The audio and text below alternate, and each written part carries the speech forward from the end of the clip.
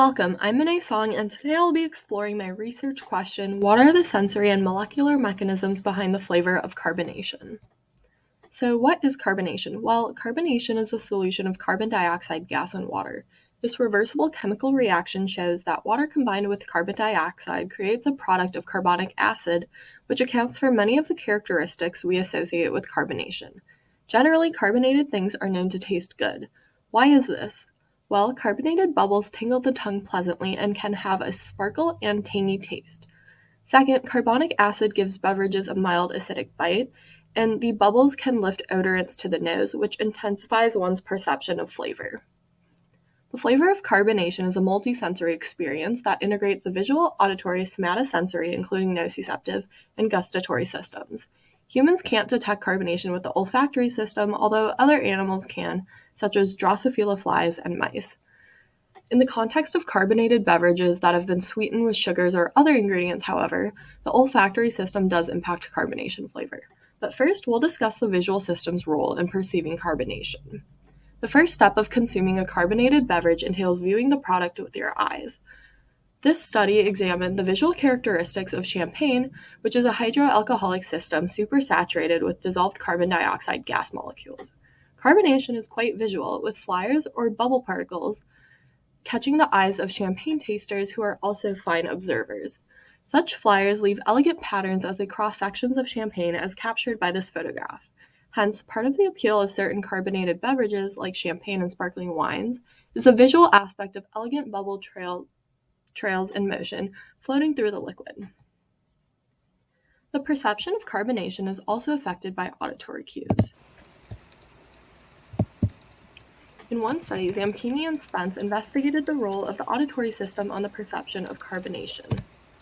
When participants held carbonated water samples, they judged them as more carbonated when the sound level of the carbonation was increased or when the higher frequencies of the sound of the water were amplified. When the sounds of carbonation were reduced, the sparkling water samples were judged as being less carbonated. Interestingly, they also found that the rate of bubble popping sounds affected people's perceptions of carbonation. The sped-up water sounds were perceived as more carbonated than the recordings of slowed-down water sounds.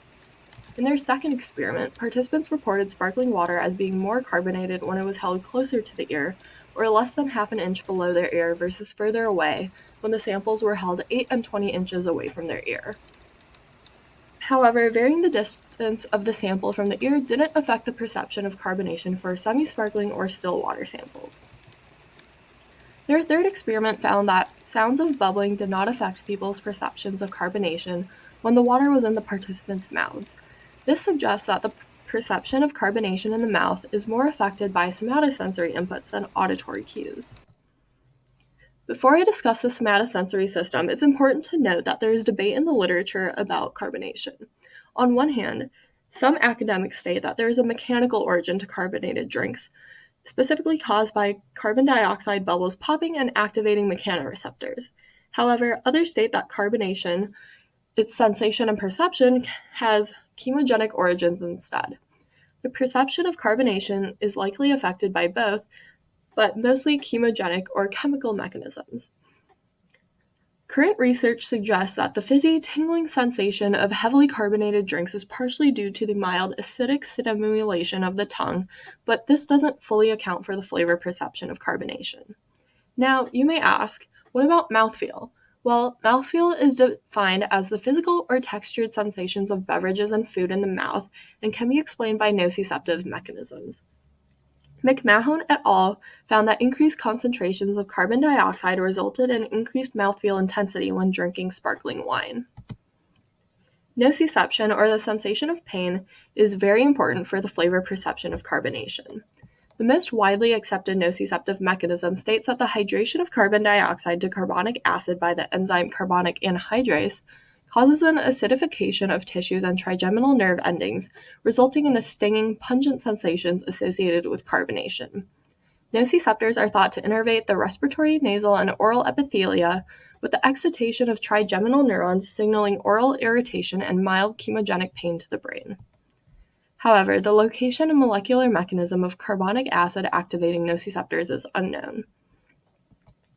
The stinging sensation can be enhanced by safe tactile stimulation provided by bubbles. One study found that participants' perceptions of carbonation bite increased with higher carbonation levels, suggesting that carbon dioxide's tissue acidification may sensitize our nociceptors to tactile stimulation by bubbles. Carbonation can in turn mask mouthfeel differences between diet and regular sodas. The ion channel TRPA1 also mediates the response of trigeminal neurons to carbon dioxide by contributing to the transduction of acidification. Carbonation activates taste neurons. Specifically, carbonation's taste sensors or taste receptor cells are sour sensing cells. The carbonic anhydrase 4 enzyme is tethered to the surface of sour sensing cells and is the main carbon dioxide taste sensor.